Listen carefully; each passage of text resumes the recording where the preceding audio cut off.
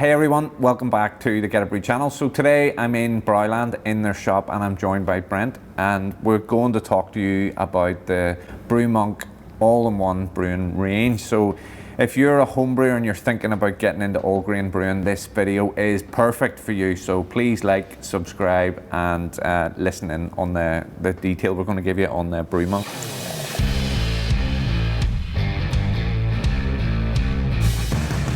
The Brew Monk comes in multiple different sizes. It's got multiple different pieces of equipment, but I guess the most important thing, Brent, is for the viewers is why should they choose Brew Monk? I think they choose Brew Monk just because it's just a very good price quality product. Yeah. It's solid build, it's easy to use. It's an all-in-one system, so it's very space saving. You can do 3 things in one kettle. You can do the mashing, the boiling, chilling, you can do everything in the kettle. And it's easy to use. You have those really good specifications for this pricing, so I think it's just a go-to product for the starting home brewer and even for the more experienced one, because you can update your equipment and get very nice features for a good price. Brew Monk is a Browland brand. You owned, developed, researched it, implemented it. What was that process like? So we try to keep ahead of competition. We just want to keep evolving, keep listening to our customers, because we believe we should listen to the market to keep adapting to their needs, because you feel that it changes over time. And we keep doing these small improvements just to keep being the best choice for the starting home brewing community. And things have changed for ourselves at Get a Brewed. We have noticed that the beginner home brewer, it used to be they started with a bucket and an extract kit, and now we're getting regularly people just jumping straight into all grain brewing. That's why I think this video is perfect for them, because you can say, if you want to jump into all grain brewing, what equipment do you need? So let's go through the range. So it's different in Europe because a lot of people buy a mill. And, you know, and in UK and Ireland really as well, a lot of our customers buy pre-crushed malt. But the options now there, if they want to crush their own malt at home with the Gorilla. So just take us through the product. It's 2-roller mill. So what we try to develop also here is a good quality product for accessible for starting brewers and for the more experienced ones, because you can do over 50 kilos an hour. Okay, you need strong arms for this, but it's a very qualitative product. It's solid build. What we did is we developed the base plate that is sitting right on top of a 30-liter bucket. It's not moving, as you see. You can just crush the grains without having this slide over.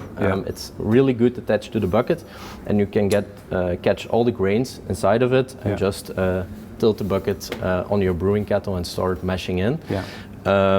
We have 2 rollers that are easy to set apart. So you have these little knobs at the side.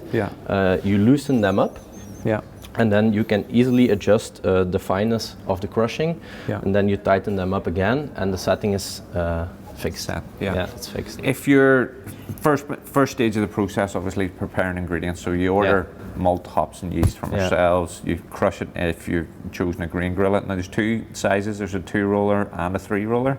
What would you suggest is the difference between a 2 and a 3-roller if someone's undecided on what to go for? Is the amount of kilos you can do in an hour. So when someone was buying a 30-liter Brew Monk, I would suggest they go with the 2-roller mill, because I think it has sufficient power and sufficient capacity for the amount of grain they need to crush. It also has a good quality of crushing, but when you would try the 3-roller mill, you see it goes a lot faster, and your grain or your malt gets crushed 2 times. One pre-crush, and then because you adapt the height of the bottom roller, you can choose the fineness. So these 2 are fixed, and then the bottom roller gets closer to adapt your fineness of your crush. So this is a more professional kind of approach, which I would recommend for people brewing more than 70 liters or more. and you will get a slight more qualitative crush of it. Okay, so we've got our ingredients prepared, and then we're ready to start brewing. So we'll go through the all-in-one brewing system. So it's really robustly made. Yeah. Let's get that out at the start. I'm really impressed with the quality of it. It comes with a great guarantee from yourselves as well. Yeah, so we are very convinced of the product and the quality we build it, and that's why we do a 3-year warranty on it. Yeah. It's more than on other products, more than we should give from the government. Yeah. But we are so convinced of the quality, we just give a 3-year warranty. Yeah, so we have confidence in the brand. So if we take, this is a recirculation pipe, so I want to show the guys just the different components. So you can see one of the nice little additions here is a barb has been added to the end of the recirculation pipe. Why that's important is obviously you can add a little bit of silicone tubing to lie on top of the grain bed so that there's no wort aeration when you're recirculating. Yes, and true. also you can attach really easily to the Counterflow Chiller. So we take off nice strong toughened glass lid, and I'll give that to yourself. Thanks. And then the main basket. So this is your grain basket. So you can see it's got 2-tiered perforated sheets on it. So take the top layer out, put your mash in, set that on top of it, and you can see inside the Brew Monk here as well that it has a bazooka filter, and obviously the heating elements are built into the base of this. One of the nice little features that I like is, if you can see, when this is full of grain, obviously whenever you're lifting it out, you have the option to lift it out in stages. So first stage, allow some of the wort to drain out of the grain, out of the mash, and then you can take that up to the next stage and let it sit there and drain out the rest of the wort out of the grain basket. So that's our all-in-one brewing system, the components. So a few of the benefits of this system. Brent, you're the best man for this because you helped design the product. So take us through some of the perks and benefits of using a Brew Monk. Okay, so some nice addition we have is the transparent circulation pipe. Yeah. Last year we upgraded it. We made it a reinforced one because when cleaning you can bump into things and it can get damaged. Yeah. So that's why we put this aluminium housing around it. Okay. So you can still keep on reading the volume that's inside your kettle. Yeah. Because when the pipe is in there, you cannot read it well and you cannot see your volume. Yeah. So now you can easily check on the outside. You don't have to open anything up. And it's still reinforced, so when you accidentally bump into something, it won't break to you. Yeah, okay. And the control panel, it's obviously angled so that you can see it. So most of the time you're brewing a little bit lower than yourself because you need to lift the grain basket out, it can be heavy. So a lot of people look from up, and that's why we tilted the screen, so you can always check on the temperatures and power settings. And it has a few features. You can do step mashing and you can program your recipe. Now, I personally like to just manually do the brew day, but I know there's an element, a lot of people like technology with brewing. So there's the option there to automate it where you can program in all the different steps and stages. Your hop additions, your temperatures. You can put a lot of different programs or brewing styles in it. Yeah. Milled or grain, mashed in, we're recirculating. We're going to need some sparge water, or we're going to need some extra water.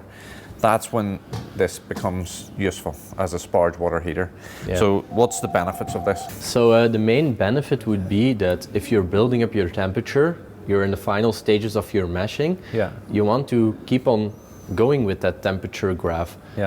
So you don't want to introduce the cold water to your grains because they're now at 70 or more degrees Celsius. Therefore, it's best to heat your sparge water up to 80 degrees or so to keep your enzyme activity right and to keep the temperature going up because otherwise you would also lose a lot of time when you would introduce water of 20 degrees to your wort. So it's better to keep on going with hot water. And also after your brewing session, you can use the sparge water heater to heat up your cleaning water. Just makes everything a bit easier. Yeah. It's probably, and it looks pretty cool with the rest of the equipment as well. It's always nice to have some hot water next to you when brewing, just for cleaning, for using in your brewing session. It's always nice to have hot water next to you. Yeah. It's not 100% necessary if someone's budget conscious. We could say they could use their home kettle and some plastic jugs and it's things possible. Like that. But it looks great as part of the package. And if you're building yourself a little brew shed, we know you're going to want it. It's probably the best way of putting it. We've did the mash, we've recirculated, we've got the boil finished. We've two options, haven't we, for cooling with Brew Monk? Yeah, you have two options. Obviously, what you want to do is to chill your wort ASAP. Because the longer you wait, the more risk of infection, and the longer you have to cool, the more water you're using. So that's why we've came up with this Counterflow Chiller. I think it's a great piece of equipment. It's very heavy. It's also very solidly built. We have two Gardena couplers, so you can easily attach your garden hose to it. A lot of people have it in the home. It's an easy way of connecting the water. And then you have these 13mm barb fittings that are the same as we use on the Brew Monk system. So you same as here. Same as there, same as on the tap. So you can easily connect a silicone hose to it and just circulate your wort through it. So why is this called a Counterflow Chiller? It's obviously because your wort goes in the opposite direction of your water. So it's a two tubings inside of each other. So your wort is flowing through the inner tube, and the water is flowing through the outer tube. And so you will let go your wort through here and put in your water here. So it flows opposite of each other, and you get the maximum cooling capacity. So you can really chill it in 5 minutes or so, and get going with the cleaning. And obviously there's a sustainable aspect then, that you can use the water that's generated from the cooling process for either another batch straight away, or cleaning down, to put the equipment away. So the other option, just to show the guys, the other option then obviously is an immersion chiller. We would have promoted the copper chillers, but we also stock these. I think copper conducts a little bit quicker, but the benefit of the Counterflow is that you're not actually having to put this inside to cool. You're taking the wort through that and straight into the fermenter in a closed transfer. And with the Counterflow Chiller, the wort is so closely to the water and it's constantly flowing against each other, so you get a lot of temperature changing with each other. So it's so efficient. It's, I think, maybe 10 times more efficient than using a submersible chiller, but it's still a great option if you're on a budget or it's just what you prefer. You can go with a submersible chiller, but in my opinion, I really like this Counterflow Chiller because it's so efficient, so solidly built. I think it will never break on me just when you feel it. No, the weight of it, you can tell it's definitely it's made of robust material. It's robust. So we have, obviously then, we've went through two cooling options. Then once you've cooled your wort to the temperature that you desire for fermentation, you need a fermenter. So that's where this little guy comes in. So it's a cool fermenter, stainless steel. It's got a few features as well that are a little bit ahead of the competition in our opinion. So the dump valve would be the main one. Obviously, it's a really nice functionality that you're able to dump your yeast at all times during fermentation, so you don't get those off flavors of the dead yeast cells sitting on the bottom. So you can always purge off this yeast without a problem. And we have a sampling tap then, a temperature probe, and you've designed a little extra. Obviously there's an airlock on the top of it, but you have this blow off. So recently we upgraded to this 1.5 inch DC port. And we had a little accessory for the people who like to brew bigger batches, because when you tend to fill up your fermenter to the top, you might get an overflow in the airlock. And this is why this little thing comes in. You can build a blow-off with a silicone tubing and a bucket with sanitizer, so you can fill your fermenter right up, and when it does overflow, it's not bad because it's just flowing inside of the bucket and not spilling in your airlock and getting dirty and risking infections. And there's good robust clips on the top of the fermenter as well to make sure that it keeps that lid securely in place. And then there's a nice silicone in the rim to make sure that the seal, it's just all good thought process to make sure that the wort's protected during fermentation. And then we have the graduated markings embossed. And on the inside you can also see this sampling pipe we've got there. So you can, on the outside, you can see that this little pipe allows you to just go as deep as you prefer while not getting the yeast. So it's a racking arm. It's really. A racking arm, yeah. So Brent, we've went through, we've milled our malt, we've mashed in, we've recirculated, we've boiled our wort, we've cooled our wort, we've put it into the fermenter, fermentation's taken place. How would you suggest then that people package? It is possible to do a closed transfer using the fermenter. Is that then, do you go kegging, bottling, canning? Everything is possible. Personally, in Belgium, you have a culture of bottling the beer over kegging. It's just something we're used to in Belgium. So what I would do is like bottle straight from this valve. Or I would connect the silicon hose to it, or a bottling pipe to easily bottle from here. But you can obviously also just connect the silicon hose to it and do a closed transfer by putting a very little amount of pressure, because the vessel is not pressure rated, but you can just put a slight amount of pressure to be able to get the wort out without introducing oxygen. We did a video recently on YouTube talking about bottling. Michael did the video, and one of our customers commented on it that every person needs to go through that hell of bottling at least once. So for me now, I love homebrewing, but I'm straight to keg, and then I put it in a kegerator because the whole experience is just so much more enjoyable. Bottling is probably the worst part for every home brewer because it's just a part where you have to clean a lot. But the experience of a brew day is a great experience. Friends round, a few beers, brewing. That's the exciting part. And it just, I like the dexterity of it, the smells, the touches, the aromas, the tastes. That's the bit that really appeals to me. It's like a sensory experience, you know. So we've a couple of extras that are available for people if they want them. The Whirlpool Alarm, just take us through how that works. So what you will have after brewing is might get a lot of protein in the wort. So whilst chilling, they can settle down, but you obviously want them to settle down in a cone because it's easier to have more clear wort around it or young beer around it. So you can use this attachment to your Brew Monk, the Whirlpool Arm. What you want to do is just start pumping. So you can create a whirlpool with this, and then your protein will just form a cone on the bottom. So when you're tapping from the tap or pumping out later on, you will have clear wort coming out. Any tips to existing users on how to get the best out of the bazooka without getting clogging from proteins or extra hops? One thing I would suggest is we do recipe kits where we would seal the hops in nylon hop tea bags, so it really helps prevent that getting blocked. We like to do that too.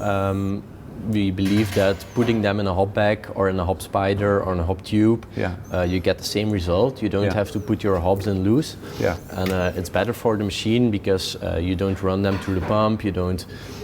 It's just better to keep them in a hop bag. It will give the same flavor, but you can just keep the dirt out, and it's better for the equipment. And a good tip is to use a really good quality cleaning solution and maintain the equipment. So at the end of the brew day, I know sometimes when you've spent 5 or 6 hours doing a brew day, you want to just go and do something else, but it is important to spend 10 minutes and use the hot water that you've generated from the chilling and make sure you give the machine a really good clean. So I really recommend to people that cleaning the brewing kettle is one of the most important things because you've built a solid piece of equipment. You spend some money on it and you want to last it for years, and it's no problem. The machine can go for years. and we see it with some people. We know that they're cleaning correctly. Yeah. We see them using it for years and years and years, and it doesn't break on them just because they maintain it well. We would recommend cleaning with GEB Blog and circulate it through your pump to get all the sugars, proteins, everything out of the pump, so it doesn't get clogged. And next time you can just start with a very clean brewing kettle. So you have an exciting job here at Brewland where you're involved in product innovation and development. Yeah. Can you tell us what's coming for Brew Monk, or what are you working on? Give us some teasers maybe. No pressure that the camera's pointing at you. It's hard to say what we're going to develop because obviously competition is watching. Yeah. But it will be very exciting. Yeah. It will be later this year. Yeah. And it will be a big reveal. Yeah. And that's good enough for now. That's good enough for now. Yeah. We're really committed to the Brew Monk brand and our relationship with Brewland, and this is genuinely an impressive setup. The build quality is excellent, and that's shown in the warranty. It's available in multiple different sizes. If you have any questions, don't hesitate to reach out to us. We'll be more than happy to help you, as will the team here at Brewland. So thanks so much for watching. Thanks for your time, Brent. No problem. Until next time, happy brewing, guys. Bye.